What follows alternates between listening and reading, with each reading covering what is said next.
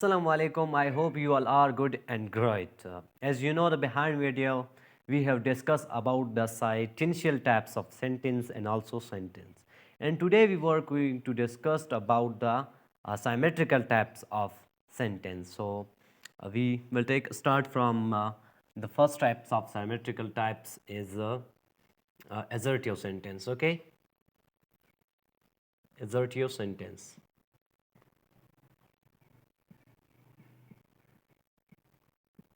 First types of symmetrical types is assertive sentence. Assertive sentence. Okay. So Urdu में हम कह सकते हैं कि assertive sentence किसको कहते हैं? देखिए assertive sentence हम उनको कहते हैं जो एक सिंपल स्टेटमेंट हो या जिसमें जो है वो अमन की इंफॉर्मेशन हो, piece of information is called assertive sentence.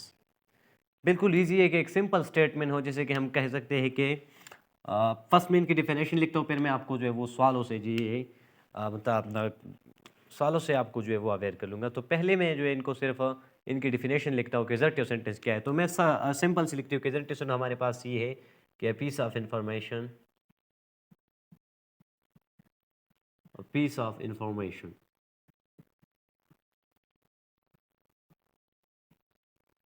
a piece of information and a simple statement.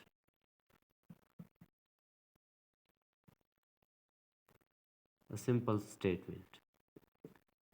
देखिए ये बिल्कुल सादा है। मैंने ये कि मतलब ए पीस ऑफ इंफॉर्मेशन यानी कि एक अमन की एक मालूमात हो जिसमें मतलब एक मजम्मत नहीं हो, एक जो है वो इस तरह वाला हो जो रूल के अंदर जो एक सेंटेंस हो, तो उनको हम जो है पीस ऑफ इंफॉर्मेशन इसको कहते हैं कि जिसमें मजम्मत नहीं हो, तशद्दुद नहीं हो, तो उसको हम पीस इजर्टिव सेंटेंस या हम सिंपल स्टेटमेंट लेकिन जो भी जो है सिंपल स्टेटमेंट होता है तो उसको हम जो है वो इजर्टिव सेंटेंस कहते हैं। जैसे कि हम मिसाल के तौर पर यहाँ पर लिख ले कि ईजी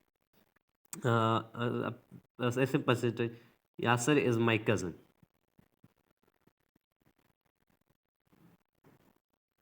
देखिए ये बिल्कुल सिंपल स्टेटमेंट है ना। या हम जो है वो और मिसाल के इस पे ले लेके अहमद गॉट फर्स्ट पोजीशन।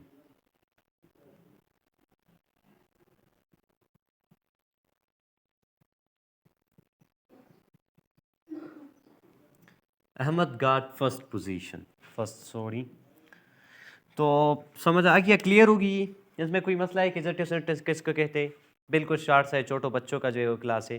तो एग्जेक्टिव सेंटेंस के हमारे पास दो टाइप्स है, एक हमारे पास जो है वो पॉजिटिव सेंटेंस है इसमें और एक दूसरा जो है हमारे पास वो नेगेटिव सेंटेंस है। बस यही से वो निकला हुआ है। तो मैं इनको रफ करता हूँ फिर वो आपको बताऊँ पॉजिटिव सेंटेंस क्या है। पॉजिटिव सेंटेंस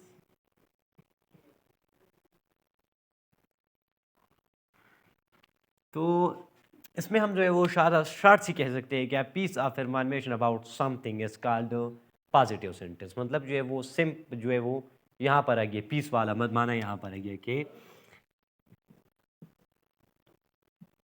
ये वही से निकला है। ठीक है, इतना मुश्किल नहीं है। Piece of information about something, piece of information about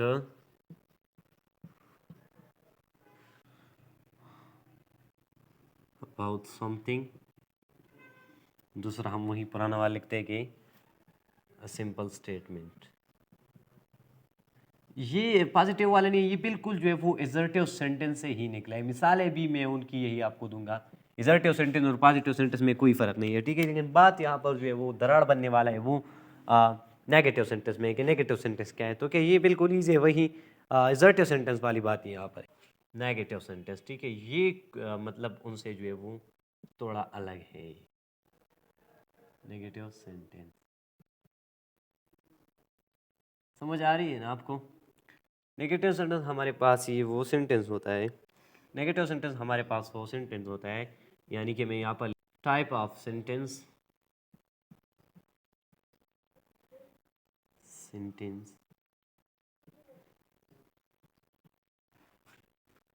in which there rejection, यानी कि रिजेक्ट करना होता है, रिजेक्शन होगी, रिजेक्शन या हमारे पास जो है वो अनएक्सेप्टेबल,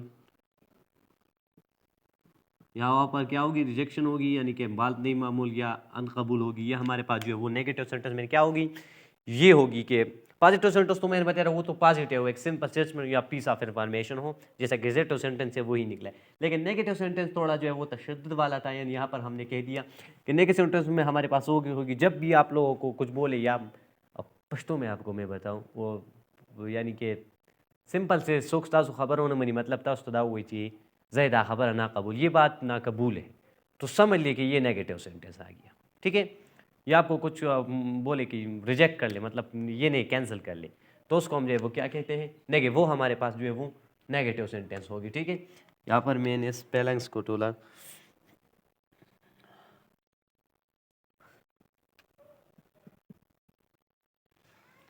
और नेगेटिव सेंटेंस इंग्लिश में जो है वो आपको किस तरह पता होगा कि ये नेगेटिव सेंटेंस होगी, ये नेगेटिव सेंटेंस, ये इंग्लिश में आपको किस तरह कैसे पता होगा। तो मैं आपको मिसाल यहाँ पर जो है वो 7 वर्ड जब आएंगे तो आपको क्लियरली पता चलेगा कि ये नेगेटिव सेंटेंस होगी। ठीक है, मैं मिसाल से आपको जो है वो क्लियर कर लूँगा।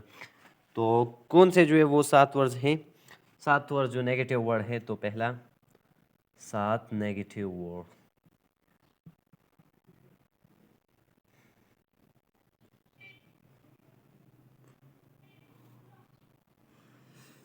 पहला वाला हमारे पास है नो, नॉट, नन, नेदर,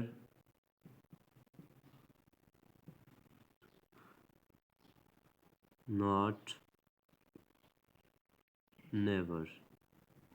ठीक है, जाके भी आपको जो है ये 7 वर्ड आ जाए एक सेंटेंस में, तो आप समझ लेना कि ये हमारे पास क्या है, ये हमारे पास नेगेटिव सेंटेंस है। ठीक है, कुछ मुश्किल तो नहीं है ना कि नेगेटिव सेंटेंस किसको कहते हैं, जहाँ पर रिजेक्शन होगी या अनएक्सेप्टेबल, क्योंकि 7 नेगेटिव वर्ड्स हमारे पास ये है। जब ये एक सेंटेंस के अंदर आ जाए तो आपको क्लियरली पता होना चाहिए कि ये हमारे पास नेगेटिव सेंटेंस है। ओके, तो क्लियर होगी ना, आपको पता चल जाएगा कि फर्स्ट एजर्टिव सेंटेंस क्लियर होगी। दूसरा हमारे पास जो टैप्स है वो हमारे पास है, अब जो दूसरा टैप्स है इनको मैं रफ करता हूँ, तो वो हमारे पास एम्पेरेटिव सेंटेंस है। क्या एम्पेरेटिव सेंटेंस क्या है, एजर्टिव सेंटेंस क्लियर हो गया, हिज टैप्स भी हमने पढ़ा दिए।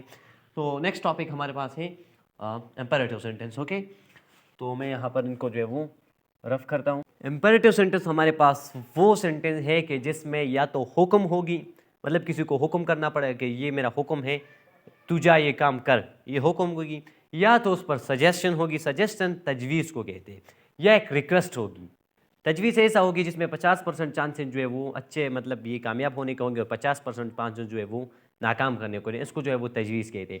लेकिन वहाँ पर या तो तजवीज़ होगी, या हुक्म होगी, और या रिक्वेस्ट होगी, मतलब एक दरख्वास्त होगी, ये मेरा दरख्वास्त है। इम्पेरेटिव सेंटेंस में हमारे पास ये 3 तरह के जो है वो सवाल होंगे। क्या क्या होंगे, first one imperative, the type of sentence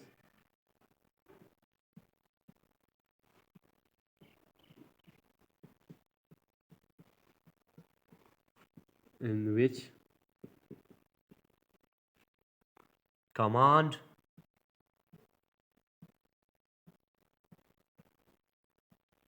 suggestion,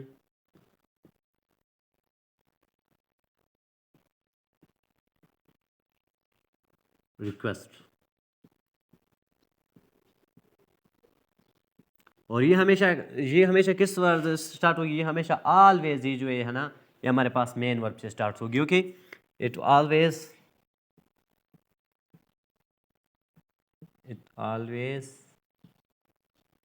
start from main verb. Okay,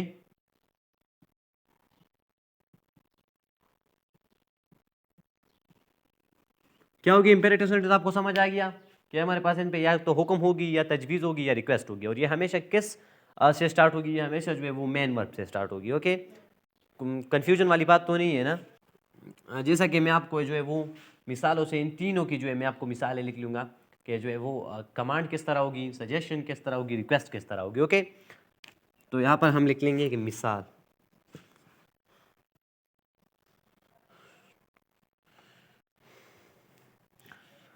मिसाल के तौर पर यू शुड ट्राई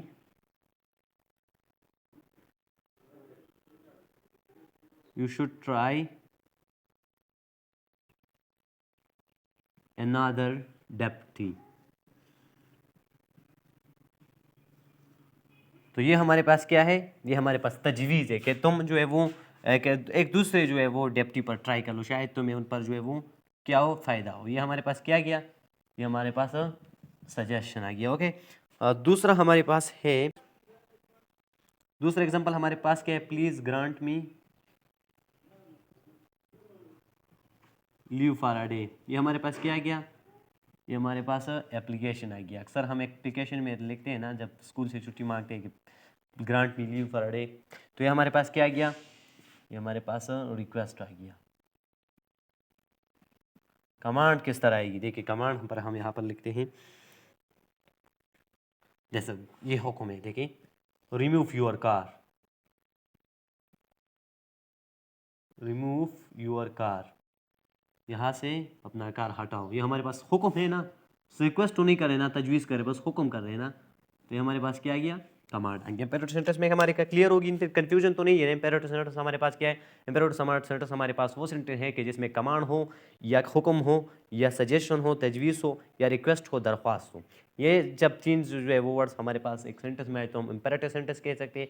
जैसे कि मैंने आपका जो है एग्जांपल, आपका जो है वो सजेशन का एग्जांपल मैंने भी आपको दिया, you should try another deputy. ये हमारे पास सजेशन तजवीज़ हो गया, please grant me leave for a day, ये हमारे पास दरख्वास्त रिक्वेस्ट हो गया। रिमूव योर कार, ये हमारे पास हुक्म हो गया। तो इम्पेरेटिव सेंटेंस जो है वो आपका क्लियर होगा इंशाल्लाह, कुछ कन्फ्यूजन तो इसमें नहीं होगी ना, ठीक है। और अब हम चलते हैं एक्सक्लेमेटरी सेंटेंस की तरफ, ठीक है, कि एक्सक्लेमेटरी सेंटेंस क्या है। एक्सक्लेमेटरी सेंटेंस हमारे पास क्या है, ठीक है। तो इसमें जो है वो तीन में भी तीन तरह की बातें होगी। एक तो हमारे पास होगी कि द फीलिंग ऑफ हैप्पीनेस, ठीक है, कि इसमें क्या होगी, द फीलिंग ऑफ हैप्पीनेस, या तो खुशहाली की जो है वो महसूसात होगी, खुशहाली की जो है वो खबर होगी, और या तो हमारे पास जो है वो द फीलिंग ऑफ सैडनेस, गमज़दा जो है वो फीलिंग होगी, ठीक है, द फीलिंग ऑफ सैडनेस। और तीसरा हमारे पास कौन सा होगी, द फीलिंग ऑफ सरप्राइज, एक हैरानियत की फीलिंग होगी, ठीक है, feeling of happiness, the feeling of sadness, the feeling of surprise, ठीक है। क्या होगी इनमें जो है वो, बस द फीलिंग ऑफ सरप्राइज होगी। ओके, एक्सक्लेमेटरी सेंटेंस में हमारे पास तीन तरह की बातें होंगी। एक तो एक हमें जो है वो एक खुशी की खबर होगी, दूसरा हमारे पास जो है वो गमज़दा खबर होगी, और तीसरा हमारे पास जो है वो एक हैरानियत वाली खबर होगी। तो ओके, जैसा कि मिसाल के तौर पर मैं द फीलिंग ऑफ हैप्पीनेस वाला मैं ले लूँ, तो ये खुशहाली की खबर होगी कि अहमद वन द मैच, ठीक है, अहमद वन द मैच, कि अहमद ने मैच जीत लिया। और दूसरा हमारे पास क्या हो गया, जो है वो खफकान वाली खबर जो होगी वो क्या होगी, कि Ahmad uncle has died, Ahmad uncle has died, ठीक है। ये हमारे पास जो है वो गमज़दा खबर हो गया। सरप्राइज वाला खबर क्या है कि what a tall building, what a tall building. ये तीन तरह की बात है, आपका टाइम में नहीं ज़ाया करता, ठीक है। बस एक हैप्पीनेस की फीलिंग होगी, दूसरा सैडनेस की, तीसरा सरप्राइज की। और डिफिनेशन मैंने आपको, मिसालें मैंने आपको यहाँ पर लिख लिया है। एक्सक्लेमेटरी सेंटेंस आपका क्लियर हुआ। नेक्स्ट टॉपिक की तरफ हम चलते हैं, वो हमारे पास है interrogative sentence. Okay, interrogative sentence में हमारे पास देखिए, मैं आपको पहले उर्दू में बताऊँ कि इंट्रागेटिव सेंटेंस में क्या होगी। इंट्रागेटिव, जब भी कोई आपसे सवाल पूछे, क्वेश्चन आस्क कर लिए, तो आप समझ लेना कि ये इंट्रागेटिव सेंटेंस है, ठीक है। और ये कहाँ से स्टार्ट होगी, HOW, WH से ये हमारे पास स्टार्ट होगी इंट्रागेटिव सेंटेंस। और जब भी कुछ आपसे सवाल पूछ ले तो समझ लेना कि ये हमारे पास क्या है, इंट्रागेटिव सेंटेंस है। देखिए मैं यहाँ पर लिखता हूँ कि दो सेंटेंस in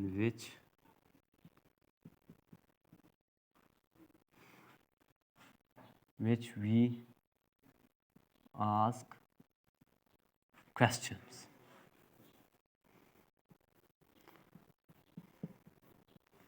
और दूसरा बात करना है कि हमारे पास क्या होगी, इट्स ऑलवेज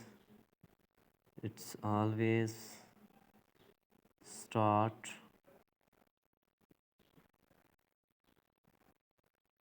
फ्रॉम WHOW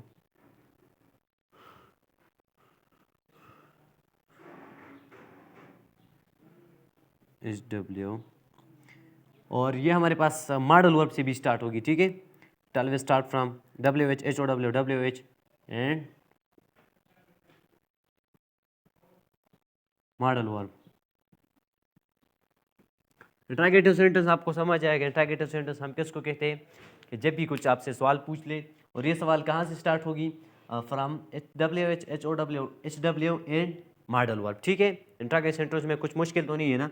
मिसाल के तौर पर आपको मिसाल एग्जांपल्स में आपको यहाँ पर दूँ कि E.G. Is she washing the cloth,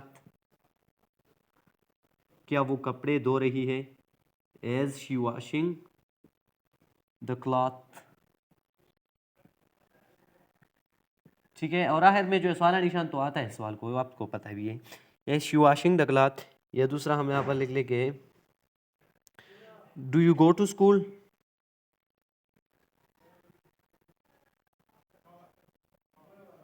do you go to school. Examples आपको समझ आ गया, एग्जाम्पल्स आपको समझ आ गया है कि एग्जाम्पल में यहाँ पर आप बोलोगे कि how old are you, how old are you. कुछ कन्फ्यूजन वाली बात अगर रहती है तो कमेंट सेक्शन में बताना। मुझे तो ज़रा सा भी ये मुश्किल नहीं लग रहा है कि एक सेंटेंस में जब हमारे पास जो है वो आपसे कुछ पूछ ले तो आप समझ लेना कि ये इंट्रोगेटिव सेंटेंस है। और ये हमेशा जो है हमारे पास HWH HWWH HOW या मॉडल वर्ब से हमारे पास स्टार्ट होगी। जैसा कि मैंने आपसे ये मॉडल वर्ब है, is you washing the clothes, do you go to school, how old are you. ये तीन एग्जांपल मैंने और भी आप एग्जांपल्स कमेंट सेक्शन में ले कर लिया। आपका जो एक्सरसाइज होगा कि इल्म में भी है कि हमने जो है वो बेसिक स्टार्ट किया था। अब ये बेसिक्स की मेरे ख्याल में जो है वो चौथा या पांचवा वीडियो था, बेसिक्स हमने कंप्लीट किए, कुछ भी हमने जो है नहीं छोड़ाए। तो कल नेक्स्ट वीडियो में हम इंशाल्लाह ताला जो है वो पार्ट ऑफ स्पीच की तरफ जाएंगे। जो नए व्यूवर थे तो उनको मैं गुजारिश करता हूँ कि आप हमें जो है वो सब्सक्राइब कर लें ताकि जो है वो नाउन और पार्ट ऑफ स्पीच जो है वो आप कुछ सीख सके, ठीक है। तो मुझे इजाज़त दीजिए, खुदा हाफिज़।